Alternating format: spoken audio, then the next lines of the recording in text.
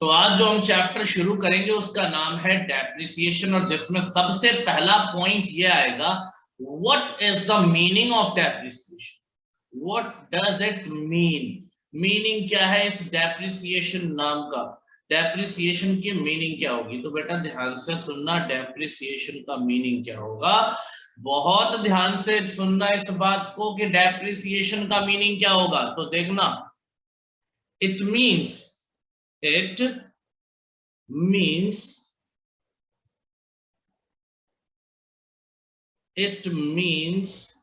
decrease. You can say it like permanent decrease, तो permanent ही होगा, आपको ये by default याद रखना है। मैं इस शब्द को लिखूं ना लिखूं आपको याद रखना है। So it means decrease in the value of PPE। अब ये PPE वो वाला PPE नहीं जो आजकल काफी फेमस है, PPE किट, उस वाले की बात नहीं कर रहा हूं। अभी मैं इस पे आता हूं बेटा, थोड़ी देर के लिए इसको ऐसे ही छोड़ दो। Decrease in the value of PPE, और आगे क्या है जरा ध्यान देना, due to various reasons, due to various reasons, ध्यान से देखना, decrease in the value of PPE due to various reason. ऐसे बहुत से कारण हैं जिनकी वजह से PPE, यानी क्या होता है ये, ध्यान से देखना बेटा। PPE का मतलब होता है क्या, this is P for property, other one P for plant and E for equipment. So what is the meaning of PPE? Property, plant and equipment. PPE means क्या होगा, property, plant and equipment. So property, plant and equipment, sir ये पहले तो कभी सुना ही नहीं था। बेटा सुनोगे धीरे धीरे, अब सुना भी होगा तो थोड़ा सा टेक्निकल पॉइंट है ये। अब इसको यहाँ डेप्रिसिएशन में सुन रहे, अरे यार कोई टेंशन नहीं है, इसको आप ऐसे पढ़ के चलो कि PPE नहीं, यहाँ पे क्या लिखा हुआ है, यहाँ पे लिखा हुआ फिक्स्ड एसेट। एक ही बात है बेटा, एक ही बात है। पहले क्या होता था ना, पहले होता था, देखो दो AS होते थे, अकाउंटिंग स्टैंडर्ड जिसको बोलते हैं, AS यानी दो अकाउंटिंग स्टैंडर्ड होते थे।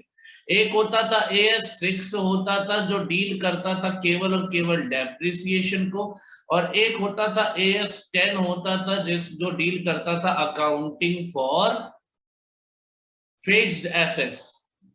अब इन दोनों AS को कर दिया गया खत्म, और इन दोनों को मर्ज करके एक नया AS बनाया गया, वो भी AS10 ही है। वो AS भी क्या है, AS10 है। AS10 है जिसका नाम कर दिया गया क्या, अकाउंटिंग फॉर PPE, यानी PPE बोला गया, फिक्स्ड एसेट को बदल दिया गया। एक ही बात है भाई, प्रॉपर्टी, प्लांट एंड इक्विपमेंट, यही तो आपके फिक्स्ड एसेट होते हैं जो डेप्रिसिएशन के सब्जेक्ट मैटर होते हैं।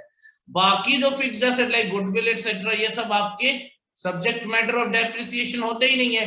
अब क्या करना है, बात की बात है, देखो। सो वी आर हियर, क्या लिखा है, डेप्रिसिएशन क्या होता है। अब मैं एज पर AS10 भी बोल रहा हूँ और जनरली भी बता रहा हूँ। तो AS10 के हिसाब से जो डेप्रिसिएशन का मीनिंग दिया है, it means decrease in the value of, जो नट शेल में मीनिंग निकाला गया इसका, it means decrease in the value of PPE due to various reason. आप वही याद रखो, कोई टेंशन नहीं है मुझे, decrease in the value of fixed asset due to various reason. बहुत से कारण हैं जिनकी वजह से फिक्स्ड एसेट की वैल्यू क्या होती है, कम होते जाती है, कम होते जाती है, कम होते जाती है डे बाय डे। और जो कमी आती है, जितना अमाउंट कम होता है, उसको हम बोलते हैं क्या बेटा, डेप्रिसिएशन। कोई दिक्कत, फटाफट जवाब दो, कोई दिक्कत हो तो। No sir. पक्की बात, यस सर। ये आपका डेप्रिसिएशन हो गया। अब इस डेप्रिसिएशन को अगर आपको समझना है तो बेटा आपको दूसरा पॉइंट देखना पड़ेगा कि अभी मैं बात कर रहा था एसेट्स की, मैं ऑब्वियसली बात करूंगा। अभी मैं क्या बोला आपको कि PPE लिखा है, लेकिन आप क्या मानकर चलो फिक्स्ड एसेट ही लिखा, कोई दिक्कत नहीं मेरे लिए। कोई दिक्कत हो तो बताओ आप लोग। फिक्स्ड एसेट तक तो सेटिस्फाइड हो ना, फिक्स्ड एसेट की वैल्यू जो कम होती है उसको हम बोलते हैं क्या, डेप्रिसिएशन। हाँ या ना बेटा?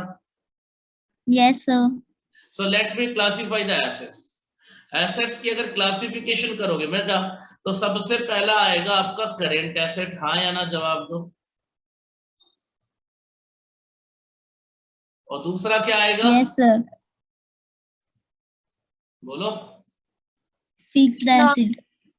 तो चलो, जिसको आप बोल सकते हो क्या, नॉन करेंट एसेट्स, हाँ या ना? देखो जवाब देते रहो, रिस्पॉन्सिव रहो, क्योंकि बहुत मेहनत लगती है यार तुम लोगों को ये सब ऑनलाइन, वो भी लाइव प्लेटफॉर्म पे कराने में। थोड़ा सा ऑफलाइन में उतनी मेहनत नहीं होती बेटा, ऑनलाइन में थोड़ी मेहनत लगती है। तो आप लोग रिस्पॉन्सिव रहोगे तो टीचर को मजा आएगा। तो non current assets, I hope you are getting the point. Current assets और नॉन करेंट एसेट्स। अब आप बताओ, ये जो पीपीई है क्या ये करेंट एसेट का पार्ट होता है? No sir. तो इस पे डेप्रिसिएशन का सवाल ही नहीं बनता, इसको इग्नोर करो फिलहाल के लिए। डेप्रिसिएशन के लिए कहां जाएंगे बेटा?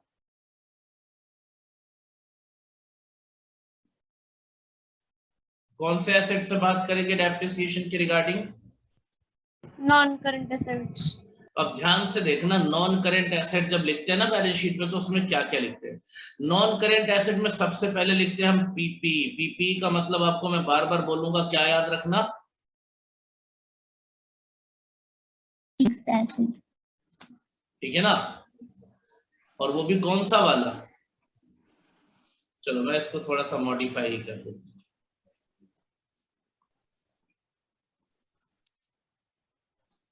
पीपी का मतलब हो गया आपका टेंजिबल फिक्स्ड एसेट्स। अब खुश? टेंजिबल फिक्स्ड एसेट्स, हाँ या ना? बोलो बेटा। Yes sir. Yes sir. दूसरा लिखते हैं लॉन्ग टर्म इन्वेस्टमेंट। और तीसरा होता है बेटा क्या? Intangible assets. और अदर नॉन करेंट एसेट जो होता है उसे मैं इग्नोर कर रहा हूं, ठीक है ना? तो देखो मैं बेसिक बेसिक चीजों की बात कर रहा हूं, जो आपको देख रहा हूं, जो आपको ध्यान से समझना है। तो देखो भाई, अगर आप डेफिनेशन पढ़ोगे तो डेप्रिसिएशन किस पे चार्ज किया जाता है? आपको ध्यान से समझ में आ जाए सर जी, डेप्रिसिएशन चार्ज किया जाता है इस एसेट पे। So this asset is the subject matter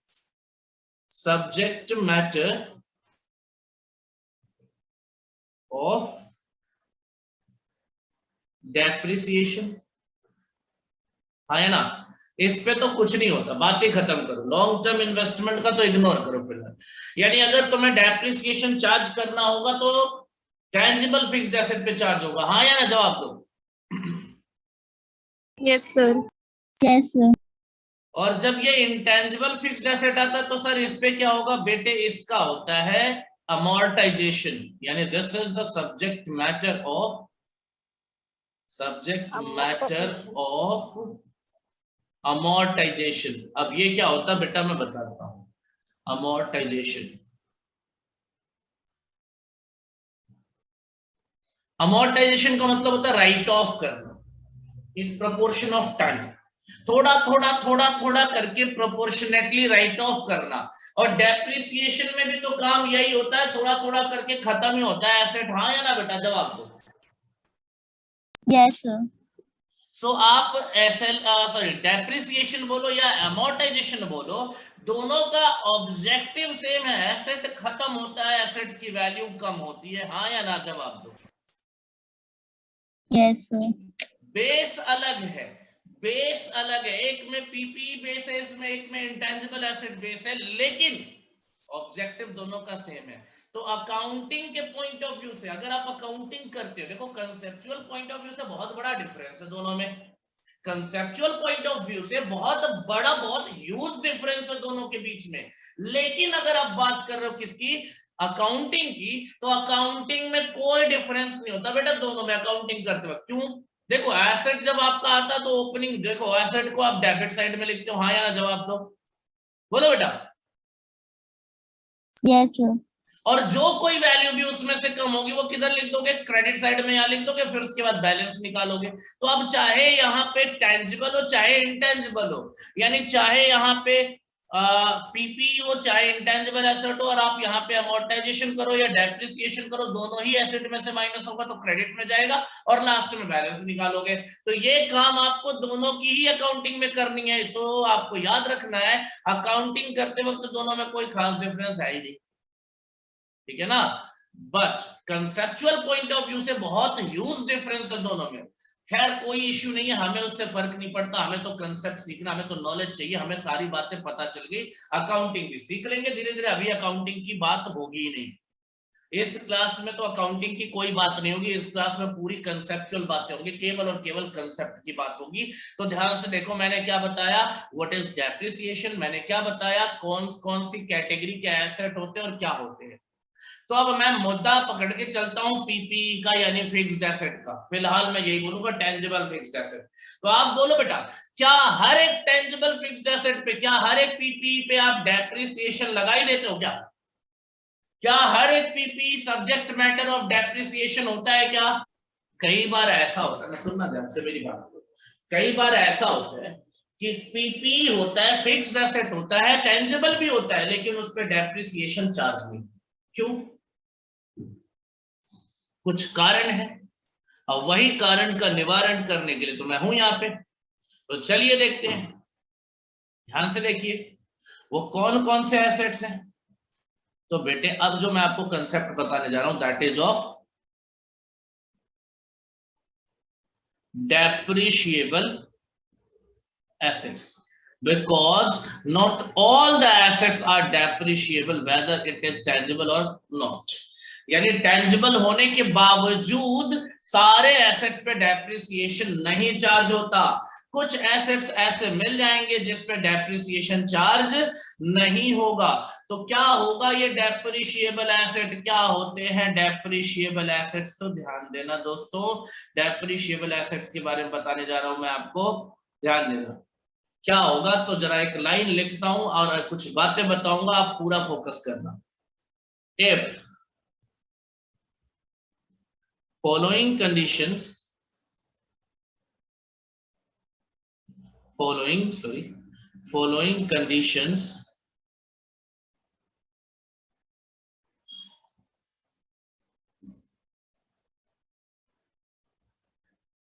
are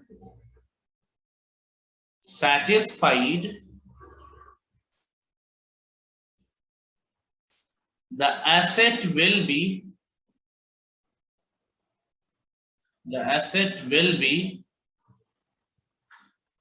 if following conditions are satisfied, the asset will be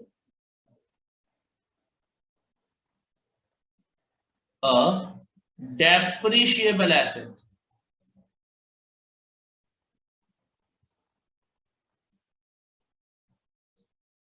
Depreciable asset।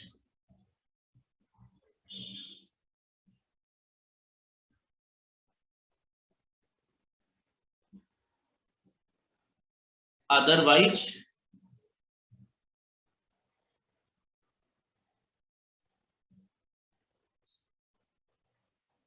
not। तो बच्चे मैं कुछ शर्तें, कुछ कंडीशंस लिखूंगा, जो फोकस करना है आपको इस कंडीशंस पे। कंडीशंस क्या होंगे अभी बताता हूं मैं। तो अगर ये सारे कंडीशन सेटिस्फाइड होते हैं, if all the conditions have been satisfied, then the asset will become a depreciable asset, otherwise depreciable asset नहीं होगा। If following conditions are satisfied, the asset will be a depreciable asset, otherwise not। कोई दिक्कत नहीं होनी चाहिए। अब conditions क्या है उस पे आते हैं। पहला कंडीशन ध्यान से देखो, फर्स्ट कंडीशन ध्यान से देखो बेटा, first condition, it must be held for use in production of goods or services, but not for sale in ordinary course of business. So it must be held for use. Held for use, याद रखना, held for use in production of goods or services. मतलब आपने इस asset को रखा है अपने पास, केवल और केवल एक ऑब्जेक्टिव है, इसको यूज करके प्रोडक्शन करोगे गुड्स या सर्विस का, रेवेन्यू जनरेट करोगे, केवल और केवल यही ऑब्जेक्टिव है. नॉट फॉर, बोलो, not for sale in ordinary course of business. तो देखो, not for sale in ordinary course of business. अब ऑर्डिनरी कोर्स ऑफ बिजनेस का भी बड़ा इंपॉर्टेंट रोल है यहाँ पे. मैं एक एक पॉइंट, मैंने बोला ना, एक एक पॉइंट को बारीकियों से समझाऊंगा बेटा. तो देखो, इसका जो ऑब्जेक्टिव है इसको रखने का, यूज करेंगे प्रोडक्शन प्रोसेस में. जैसे मशीनरी रखा है तो क्या करने के लिए रखा है? मशीन रखा गया है तो प्रोडक्शन करने के लिए रखा गया है बेटा. मशीन रखा गया है तो प्रोडक्शन करने के लिए या सर्विस प्रोवाइड करने के लिए रखा गया है. जैसे ऑफिस में एयर कंडीशन लगा रखा है तो वो क्या है? यूज करने के लिए रखा है. सर्विस प्रोवाइड करेंगे तो गर्मी ना लगे इसके लिए यूज करेंगे. लेकिन क्या वो बेचने के लिए रखा है? सर, इमरजेंसी में कभी कभार एसेट भी बेचने पड़ जाते हैं. इसीलिए याद रखना, not for sale is not the complete sentence. Not for sale is not the complete sentence. कई बार एसेट भी बेचना पड़ जाता मजबूरी में. मजबूरी में तो लोगों के घर बार बिक जाते हैं. ये तो फिर भी छोटे मोटे एसेट्स की बात कर रहा हूं मैं. तो बेटा ऐसे में याद रखना, not for sale in ordinary course of business. Ordinary course of business का मतलब होता है जो एज यूजुअल आप बेचते हो. तो जो जनरली बेचते हो बेटा वो गुड्स होता है, एसेट नहीं होता है. Usual course of business, ordinary course of business जो आप बेचते हो वो एसेट नहीं होता, वो गुड्स होता है. ये आपका एसेट होता है क्योंकि इसको आप यूज करते हो प्रोडक्शन प्रोसेस में. तो आपका पहला जो कंडीशन था वो केवल इतना ही बता के गया है कि जो आप जिस पे डेप्रिसिएशन की बात कर रहे हो वो एसेट होना चाहिए. क्या होना चाहिए? एसेट होना चाहिए. कोई दिक्कत? No, sir. Next point, it must be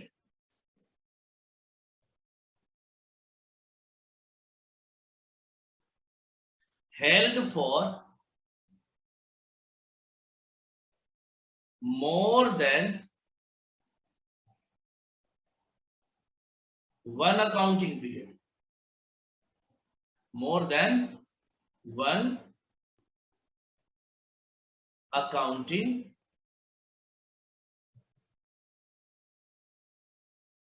period. यानी 1 साल से ज्यादा रखोगे भाई साहब.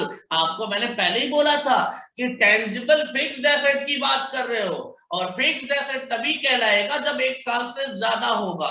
तो जो पहली लाइन बोली थी उसने केवल इतनी बात बोली थी कि वो क्या होना चाहिए? एसेट होना चाहिए. दूसरा कहता है एसेट होने से काम नहीं चलेगा, इसके साथ फिक्स्ड एसेट भी होना चाहिए. बात समझ में आ गई नहीं आ गई? दोनों पॉइंट को एक साथ रिलेट कर दो क्योंकि यहाँ पे ऑप्शन नहीं है, सारे कंडीशन सेटिस्फाई करने हैं. तो मैं यहाँ बीच बीच में लगा देता हूं एंड. पहला कंडीशन हो गया और दूसरा एंड. दूसरा कंडीशन भी सेटिस्फाई करना है, यानी एसेट भी हो और फिक्स्ड एसेट भी हो. तीसरा भी देखो, अब तीसरे के लिए भी एंड का यूज कर देता हूं. तीसरे कंडीशन पे आते हैं फटाफट. It must have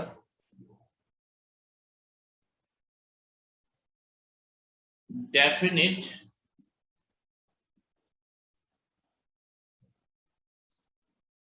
useful life. अभी इस पे आपको एक इंटरेस्टिंग कंसेप्ट भी दूंगा, लेकिन आपको पहले यही समझा दूं कि बेटा एसेट पे अगर एसेट की यूजफुल लाइफ लिमिटेड नहीं होगी ना, डेफिनेट या लिमिटेड, मतलब काउंटेबल. डेफिनेट यूजफुल लाइफ का मतलब क्या हो गया? डेफिनेट यूजफुल लाइफ का मतलब हो गया, डेफिनेट मतलब क्या हो गया? ध्यान से देखना. डेफिनेट मतलब हो गया बेटा क्या? काउंटेबल. क्या हो गया? काउंटेबल. जिस यूजफुल लाइफ को आप काउंटेबल कर सको या एस्टिमेट कर सको, ठीक है ना, जिसको काउंट कर सको, एस्टिमेट कर सको, वो बोलता है डेफिनेट यूजफुल लाइफ। मतलब क्या है भाई साहब, यहाँ मतलब ये है कि देखो एसेट के ऊपर अगर डेप्रिसिएशन लगाते हो ना, तो बेसिकली वो डेप्रिसिएशन में आप एसेट की वैल्यू नहीं निकालते। क्या करते हो सर, हम डेप्रिसिएशन में क्या करते हैं फिर अगर एसेट की वैल्यू नहीं निकालते, तो आप ये काम करते हो जो मैं यहां बता रहा हूं, ध्यान से देखना।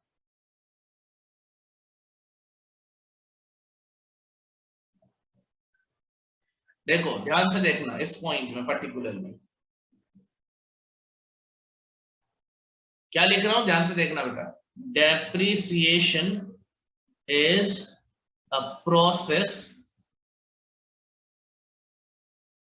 of allocation of cost of assets over its useful life, but not a process of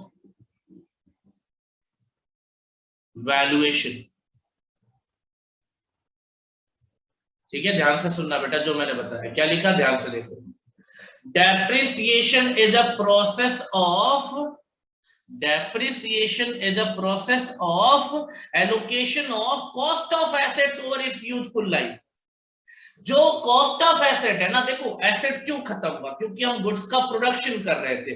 तो अगर गुड्स का प्रोडक्शन करते करते एसेट खत्म हो गया, तो दोस्तों एक बात तो क्लियर है ना कि ये गुड्स एसेट खत्म ही हुआ गुड्स की वजह से, तो उसकी एसेट की जो कॉस्ट खत्म हुई है गुड्स की कॉस्ट में जाना चाहिए। अब अगर देखो डेप्रिसिएशन, अगर मैं एसेट का यूज करके, मान लो एसेट का यूज करके कोई गुड्स बना रहा हूं, तो एसेट खत्म हो रहा है, तो जो गुड्स बन रहा है ना, जो गुड्स बन रहा है उसकी कॉस्ट में, उस गुड्स की कॉस्ट में, याद रखना उस गुड्स की कॉस्ट में बेटा क्या होना चाहिए, अब बताओ ना, उस गुड्स की कॉस्ट में क्या होना चाहिए, इस पर्टिकुलर एसेट का एक पोर्शन ऐड होना चाहिए ना। तो डेप्रिसिएशन जो है ये कॉस्ट में ऐड होगा, हाँ या ना।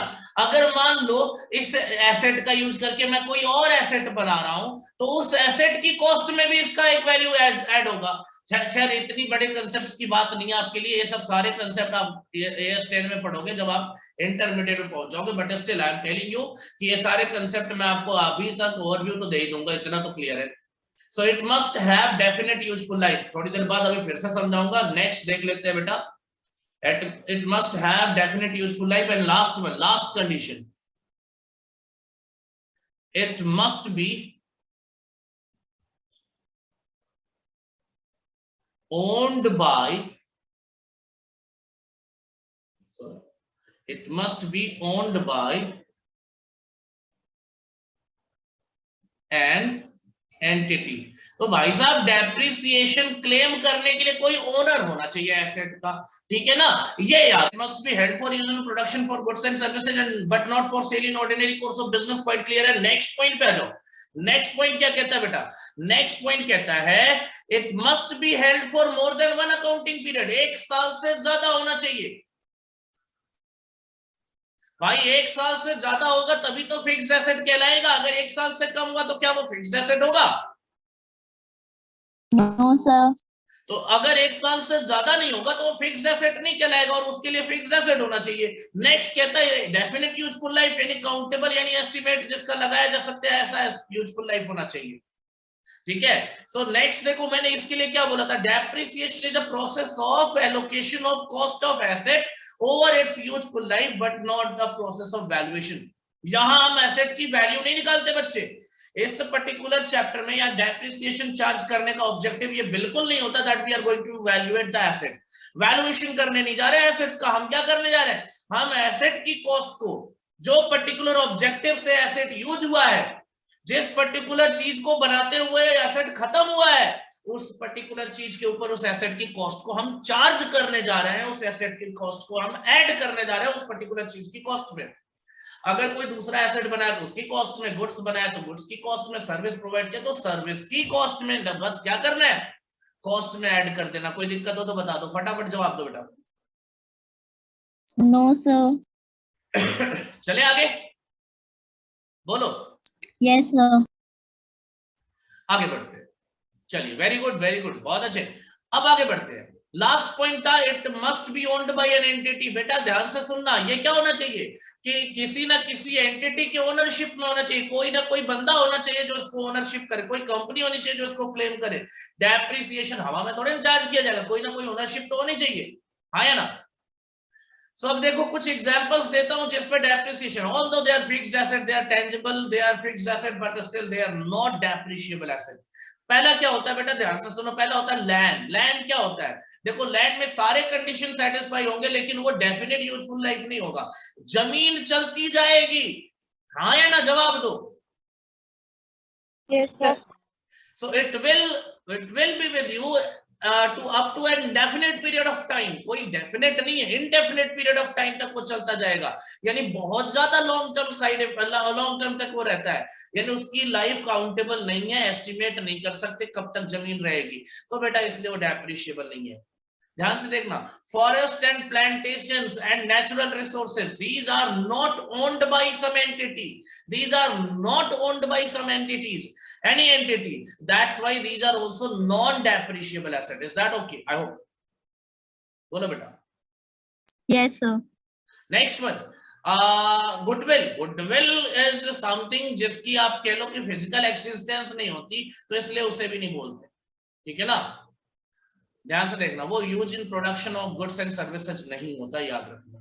गुडविल का यूज करके आप प्रोडक्शन नहीं कर सकते गुड्स एंड सर्विसेज का, that's why that is not your depreciable asset. So these are some example and a lot are there, वो बाद में डिस्कस करते रहेंगे, उसकी टेंशन नहीं है। तो ये कुछ एग्जांपल्स है जो आपके डेप्रिशिएबल एसेट नहीं होते। तो इतना क्लियर है बेटा, बताओ मुझे, जवाब दे दो। अभी तक हमने क्या सीखा, हमने सीखा डेप्रिसिएशन क्या होता है, एसेट क्या होता है और डेप्रिशिएबल एसेट क्या होता है, और ये सभी चीजों का मुझे लगता है स्क्रीनशॉट बनता है, मुझे लगता है कि स्क्रीनशॉट तो बनता है। कुछ ज्यादा हो जाएगा तो फिर बार बार क्रॉप करना पड़ेगा। एक सेकेंड रुक जाओ मेरे पीछे, ये लो, इतना स्क्रीनशॉट ले लो, फटाफट स्क्रीनशॉट ले लो, फिर उसके बाद नेक्स्ट नीचे भी ले आता हूं।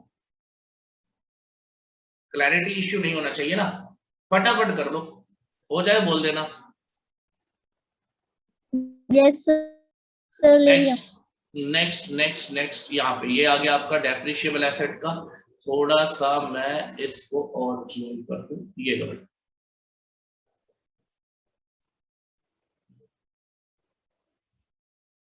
Yes, sir, हो गया।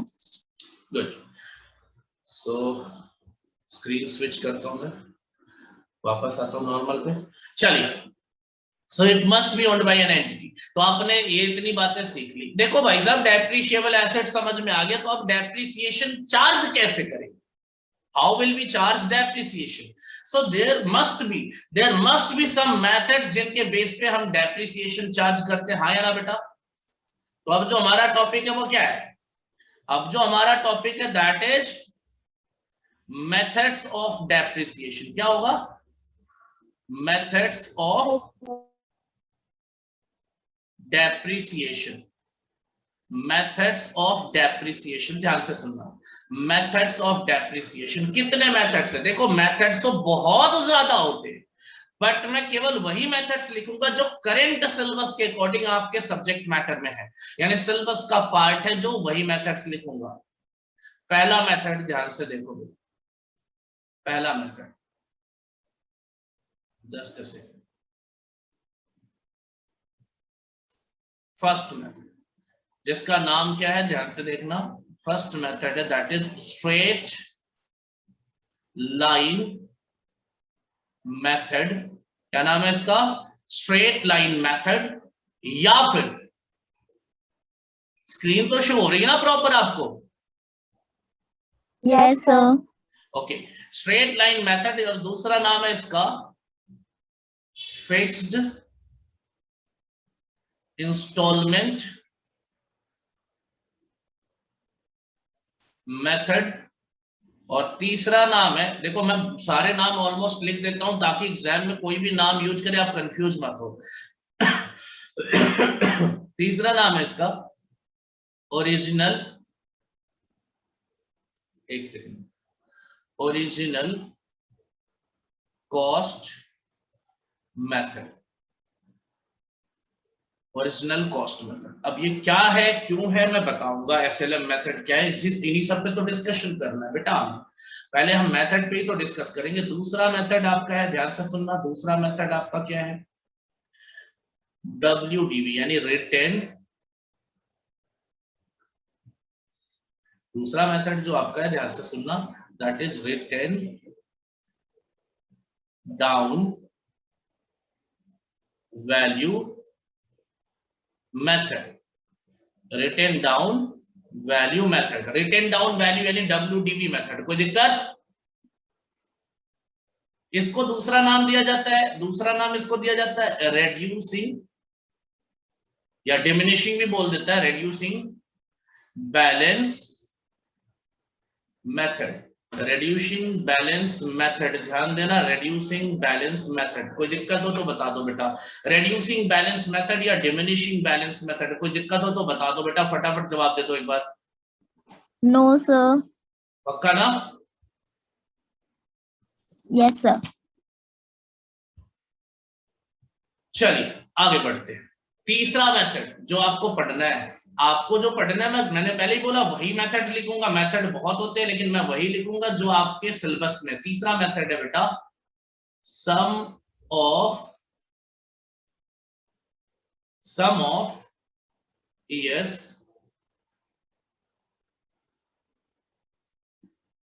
Digit method. घबराओ नहीं, मेथड का नाम बिल्कुल अजीब है, नया लग रहा होगा, लेकिन ये मेथड सिंपल है, sum of years digit method. Tension free रहो, सब समझाऊंगा। फोर्थ,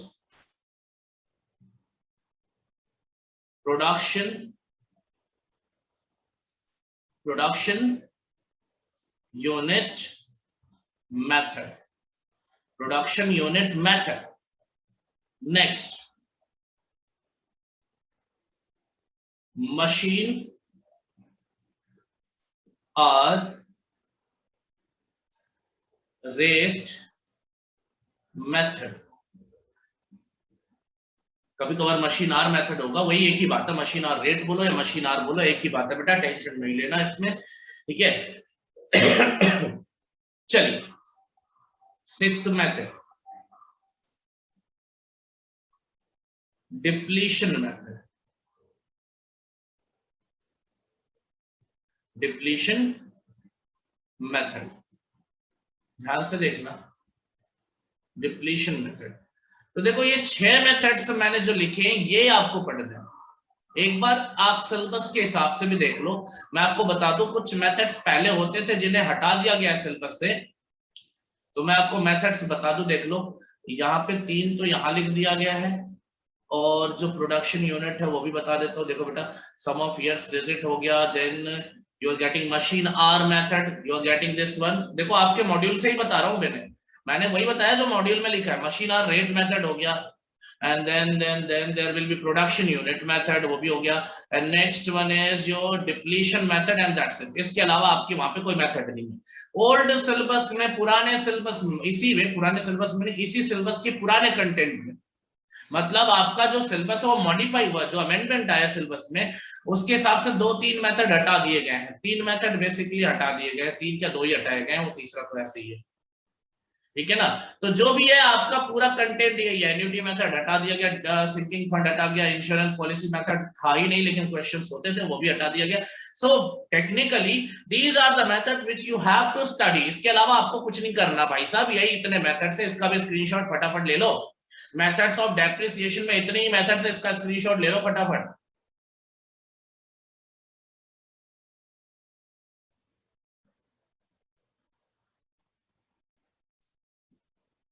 हो गया? यस सर, ले लिया। चलिए बेटा, तो ये आपका था मेथड्स ऑफ डेप्रिसिएशन। मुझे नहीं लगता यहां तक कोई दिक्कत होगा। No sir. So today we will discuss about the concept of the provisions of the concept, the rule of depreciation, and उसमें भी सबसे पहला जो है वो है SLM यानी स्ट्रेट लाइन मेथड। तो सबसे पहले मेथड के डिस्कशन की बात करते हैं। फर्स्ट मेथड की शुरुआत करते हैं बेटा, हम ध्यान से देखना। फर्स्ट मेथड की शुरुआत करते हैं हम, ध्यान से देखना बेटा। पहला मेथड क्या है? That is your straight line method.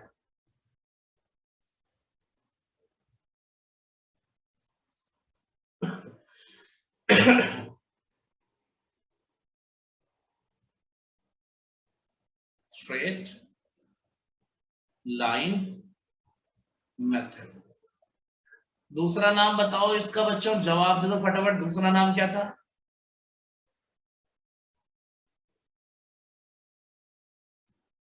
बोलो। Fixed installment method. Fixed installment method, हाँ या ना? और तीसरा Yes, नाम sir. क्या था बेटा, फटाफट Yes, जल्दी sir. जवाब दे दो। तीसरा नाम क्या था इसका? Original method. Original, Original cost method. Method. Very good, original cost method. ध्यान से देखो, कोई दिक्कत नहीं है, अभी इनको समझते हैं। अभी इनको समझते हैं हम क्या होता है ये नाम देने का, नामकरण का भी रीजन होगा ना, किसी को कोई नाम दिया जाता है तो कुछ सोच कर, है ना? ठीक है, वो बात अलग है कि आगे चल के नेचर बदल जाता, बच्चों को भी माँ बाप जब नाम देते हैं तो सोच कर देते हैं। जैसे किसी का नाम रख दिया शांति, तो माँ बाप को ये लगा कि आगे चल के बच्चा शांत रहेगा, लेकिन क्या पता था कि आगे चल के ये आतंकवादियों वाले लक्षण आएंगे। तो बेटा ऐसे ही होता है कि नाम दे देने के माँ बाप तो यही सोचते हैं कि नाम के हिसाब से बच्चे का कैरेक्टरिस्टिक्स डिसाइड कर लेंगे, ठीक है ना? तो ऐसा थोड़ी ना कि आगे चल के वही निकलेगा, लेकिन इस मेथड में ऐसा नहीं है। मेथड तो भाई साहब ये एकदम परफेक्ट है, अपने तरीके के लक्षण ही रखा हुआ है, इसके लक्षण नहीं बिगड़े। देखो ध्यान से, पहला ओरिजिनल कॉस्ट मेथड क्या कहता है, ध्यान से देखो बेटा। ओरिजिनल कॉस्ट मेथड क्या कहता है, ध्यान से सुनना। क्यों है इसका नाम ओरिजिनल कॉस्ट मेथड, ध्यान से सुन लो। द डेप्रिसिएशन, ध्यान से देखना, the depreciation will be calculated, the depreciation will be calculated on original cost of assets for each year।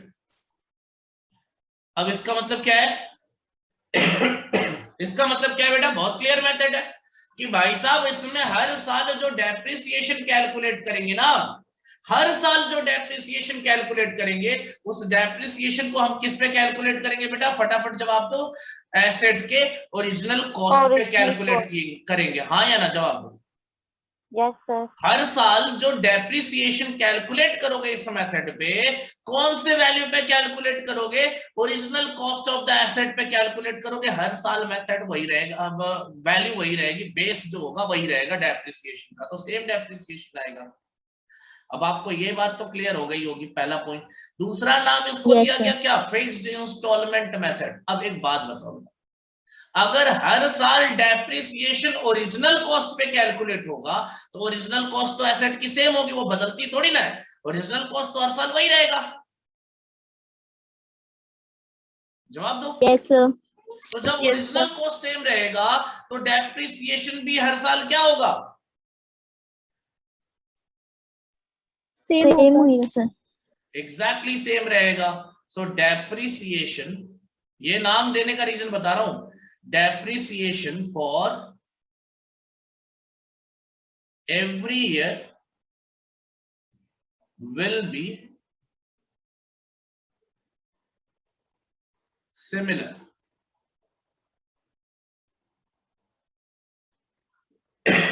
हर साल सेम अमाउंट होगा डेप्रिसिएशन का।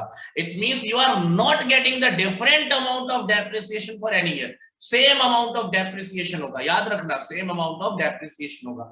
मुझे नहीं लगता यहां तक कोई दिक्कत होगी, जल्दी जल्दी बता दो मुझे, यहां तक क्लियर होना चाहिए, हाँ या ना? Yes, sir. और Yes, स्ट्रेट लाइन मेथड क्या होता है, क्यों दिया गया? बेटा एक बात बताओ, क्या कभी फिक्स्ड कॉस्ट कर्व बना है इकोनॉमिक्स में? अगर आप फिक्स्ड कॉस्ट कर्व बनाओगे तो आपको पता, देखो मैं तो थोड़ा बहुत मैंने भी पढ़ा लिखा ही है, ठीक है? तो ठीक है, तो देखो फिक्स्ड कॉस्ट कर्व अगर आप बनाओगे तो you will get a straight line. I hope you know that, आया ना? बोलो भाई।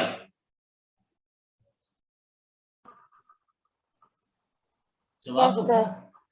तो फिक्स्ड कॉस्ट हर साल जब बराबर होगा, सो ईयर आफ्टर ईयर अगर हम ग्राफिकली प्रेजेंट करें, है ना, इसको स्ट्रेट लाइन मेथड नाम देने का रीजन क्या है, ध्यान से देखो। We will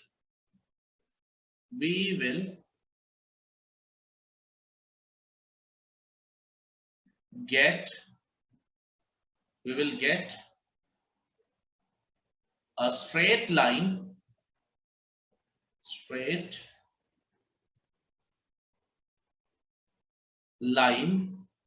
if we are presenting it कैसे, graphically. We are presenting it graphically. So if you are presenting depreciation in this method, if you are presenting depreciation in a graphical presentation, in a graphical manner, then you will get only a straight line. That's why it is known as straight line method. मुझे नहीं लगता बेटा यहाँ तक कोई दिक्कत होगी आप सबको, बताओ मुझे। No, sir. So straight line method नाम देने का रीजन ये है कि हम अगर ग्राफिकली प्रेजेंट करेंगे तो we'll get a straight line for this under this method of depreciation fixed installment, इसलिए क्योंकि इस मेथड में हर साल डेप्रिसिएशन सेम होता है, और ओरिजिनल कॉस्ट इसलिए क्योंकि यहाँ पे डेप्रिसिएशन हर साल किस पे कैलकुलेट होता है, फटाफट जवाब दे दो। Original cost पे। वेरी गुड, यहां तक अगर क्लियर है तो आगे बढ़ सकते हैं हम, बताओ। Yes, sir. अब कुछ जरूरी बातें, how will you calculate the depreciation under this method, ध्यान से देख लो। तो डेप्रिसिएशन कैलकुलेट करने के लिए इस मेथड में क्या होगा, तो डेप्रिसिएशन का फॉर्मूला होगा दोस्तों। डेप्रिसिएशन का क्या होगा, formula, depreciation is equal COA minus SV। क्या होता है मैं बताऊंगा सब कुछ, टेंशन मत लो। डिवाइडेड बाय यूजफुल लाइफ, या तो ये यूज करो आप, या फिर दूसरा फॉर्मूला भी होता है COA multiplied by rate of depreciation. ठीक है, ये दो फॉर्मूले होते हैं बेटा, इसके लिए दो फॉर्मूले होते हैं, दोनों में से आप जो चाहो यूज करो। इंफॉर्मेशन जैसी आपके पास अवेलेबल होगी आप ऑब्वियसली वही मेथड यूज करोगे। तो देखो सब तो हो गया, अब आपको यहाँ पे एक चीज पता चल गई, देखो डेप्रिसिएशन कैसे निकालना फॉर्मूला पता चल गया, लेकिन डेप्रिसिएशन के साथ साथ रेट ऑफ डेप्रिसिएशन का भी फॉर्मूला चाहिए। तो सर ये लीजिए rate of depreciation, rate of depreciation.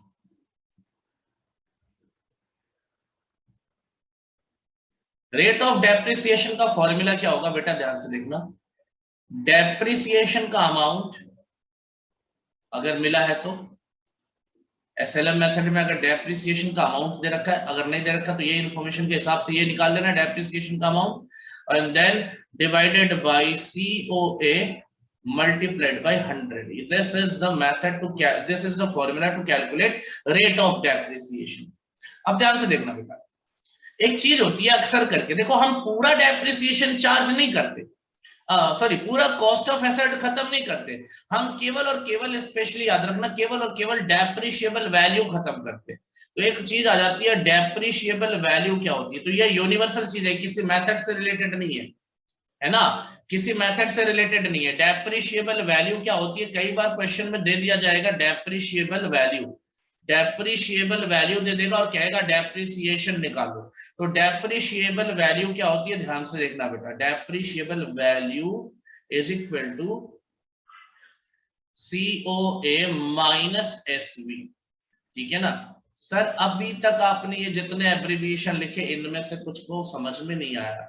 So here is the list, क्या है, क्या क्या एब्रिविएशन मैंने यूज किए, ध्यान से देखो। सबसे पहला एब्रिविएशन मैंने यूज किया है, ध्यान से देखो, cost of asset, COA, that is cost of ऐसे। तो ये हो गया पहला वाला। दूसरा यूज किया मैंने SV. SV refers to scrap value,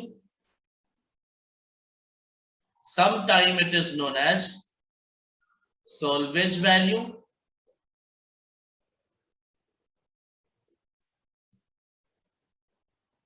or other time it is also known as residual value. यानी at the end of the useful life, at the end of the useful life जो value आपको realise हो जाएगी, जैसे मान लो asset खत्म हो गया, एसेट का यूजफुलनेस खत्म हो गया, लेकिन स्ट्रक्चर तो बचता है। अब ये कहो कि डेड बॉडी तो बची है एसेट की, जिसको बेचकर आप कुछ पैसे पा जाओगे। भंगार वाले को बेच दोगे तो कुछ जो 150 मिल जाएगा, तो मिल तो गया ना वो कॉस्ट, वो क्या खत्म हुआ, वो तो तुम्हें रियलाइज हो गया। तो याद रखना उसी को स्क्रैप वैल्यू या रेसिड्यूअल वैल्यू। स्क्रैप मतलब कूड़ा हो गया, सैल्वेज मतलब कुछ यूजुअल है अगर कुछ मॉडिफिकेशन किया जाए, और रेसिड्यूअल इन दोनों को रिप्रेजेंट करता है, याद रखना। रेसिड्यूअल का मतलब ये होता है बैलेंस जो बचा, ठीक है।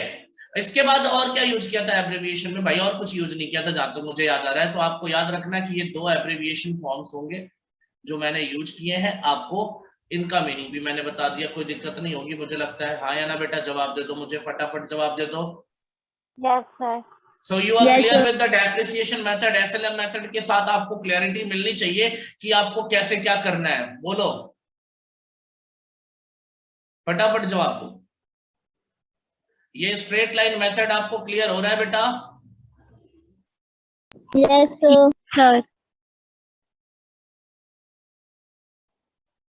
तो एक काम कर लीजिए आप लोग, इसका स्क्रीनशॉट ले लीजिए, फटाफट स्क्रीनशॉट ले लीजिए इस मेथड का। ये रहा स्क्रीनशॉट ले लो बेटा। Yes, sir. ले लिया। डन। चलिए अब मैं आगे बढ़ता हूं और इस चीज को लेकर के आपको कुछ क्वेश्चंस देता हूं, ठीक है ना। कुछ क्वेश्चंस देता हूं जिसको आपको करना है। तीनों क्वेश्चंस आ चुके हैं, तीनों क्वेश्चन का आंसर आपको निकालना है। ये तीनों क्वेश्चन आपको निकाल के आपको इसका आंसर कॉपी पे लिख के रखना। नेक्स्ट क्लास में मैं इसका आंसर पूछूंगा और जवाब भी दूंगा, देखते हैं क्या होता है, ठीक है। Yes, sir. तो स्क्रीनशॉट ले लो बेटा इस क्वेश्चन का भी फटाफट।